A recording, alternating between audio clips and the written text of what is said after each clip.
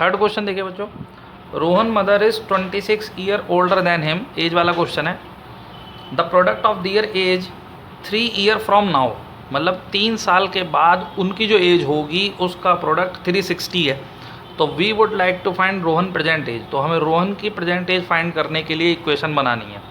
As वाले question का मैं पहले भी कंसेप्ट बता चुका हूँ कि आफ्टर और बिफोर में क्या करते हैं। तो बच्चों ज़रा इसको देखते हैं क्वेश्चन को। लेट रोहन प्रेजेंट एज, हम मान लिया हमने कि जो रोहन की प्रेजेंट एज है वो x ईयर है, ठीक है। अब पहला सेंटेंस सुनिए आप, जिसमें वो कह रहे हैं कि रोहन की जो मदर की एज है, mother is 26 year older than him. तो रोहन की मदर रोहन से 26 साल बड़ी हैं। तो मैं ये कह सकता हूँ क्या बच्चों कि मदर की एज कितनी हो जाएगी, x प्लस 26 ईयर। ये तो लॉजिक है ना भाई। रोहन अगर मान लो 5 साल का है तो उसकी मदर उससे 26 साल बड़ी, तो 26 प्लस 5 31। एक एग्जाम्पल दे रहा हूँ। तो अगर रोहन x साल का है तो मदर की एज x प्लस 26 हो जाएगी। सबसे पहले ज़रूरी बात तो ये है। दूसरी चीज़, अब हमसे वो कह रहा है the product of their age after 3 year. तो आफ्टर 3 ईयर मैं पहले दोनों की एज निकाल लेता हूँ। आफ्टर 3 ईयर रोहन एज क्या हो जाएगी बच्चों, x प्लस 3। ये मैं पहले भी बता चुका हूँ कि आफ्टर में प्लस कर देते हैं एज को, ठीक है। मतलब रोहन अगर आज x साल का है तो 3 साल बाद कितना हो जाएगा, x प्लस 3, वो टाइम उसकी एज में काउंट हो जाएगा। और ऐसे ही आफ्टर 3 ईयर मदर की जो एज है वो कितनी हो जाएगी, जो प्रेजेंट एज है x प्लस 26, उसमें 3 ऐड कर देंगे। तो ये हो गया बच्चों x प्लस 29।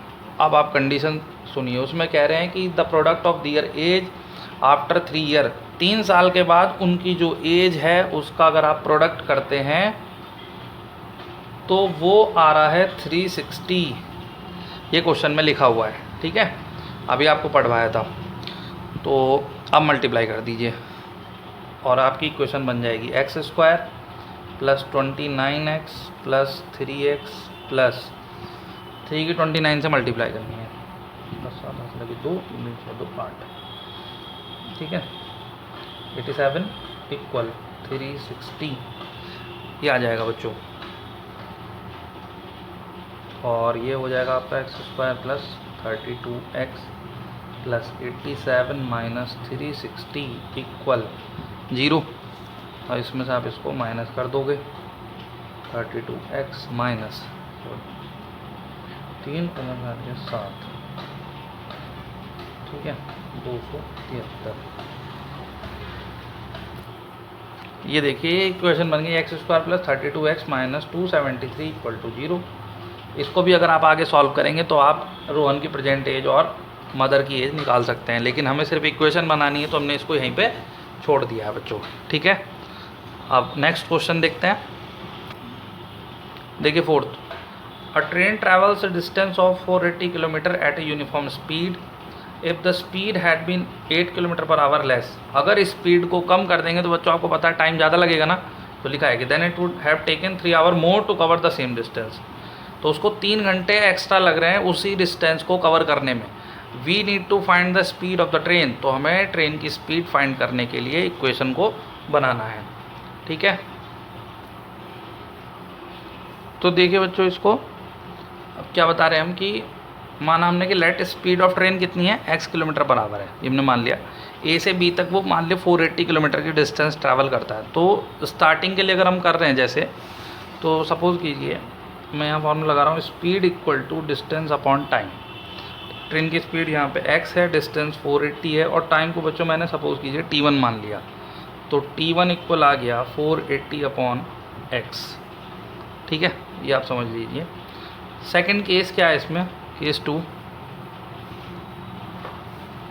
जब स्पीड क्या कह रहे हैं कि देन इट वुड हैव, अगर इसकी स्पीड जो है वो 8 किलोमीटर पर आवर लेस हो जाती है। इफ़ स्पीड रिड्यूस, अगर स्पीड कम हो रही है तो वो न्यू स्पीड कितनी बन रही है वो भी लिख देते हैं, x minus 8 kilometre per our. भाई पहले x थी, अब उसमें 8 किलोमीटर पर आवर कम कर दिया तो बची कितनी, x माइनस 8 बची।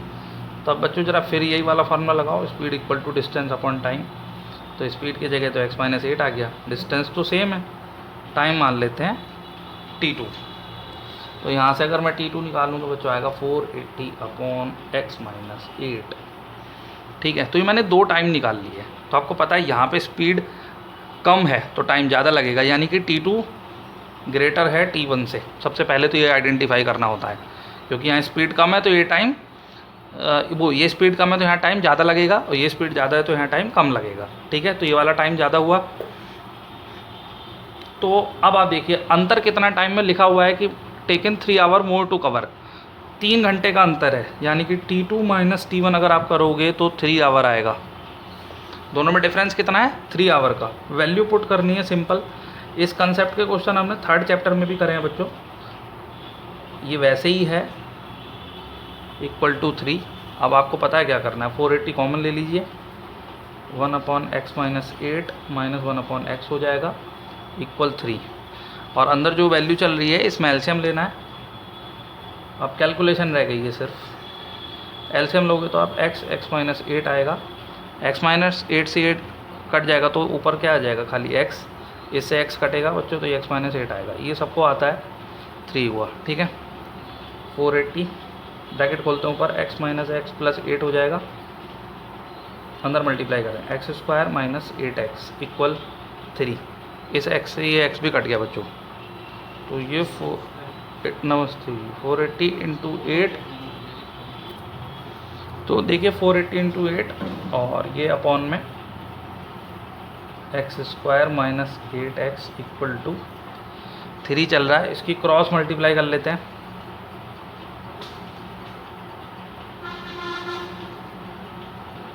अभी 480 की 8 से मैंने ना मतलब इसकी मल्टीप्लाई नहीं करी, क्योंकि ये 3 अपॉन में लेके जाऊंगा मैं, ऐसे इसको डिवाइड करूंगा पहले, ताकि थोड़ी कैलकुलेशन और इजी रहे।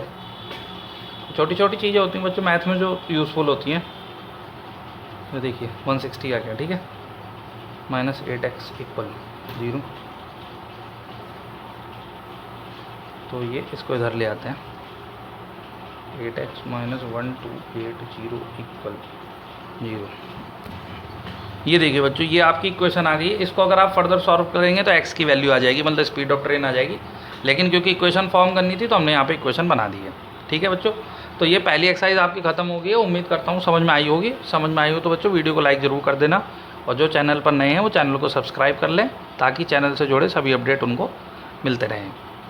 ठीक है, तो मिलेंगे नेक्स्ट क्लास में, तब तक पढ़ते रहिए, खुश रहिए।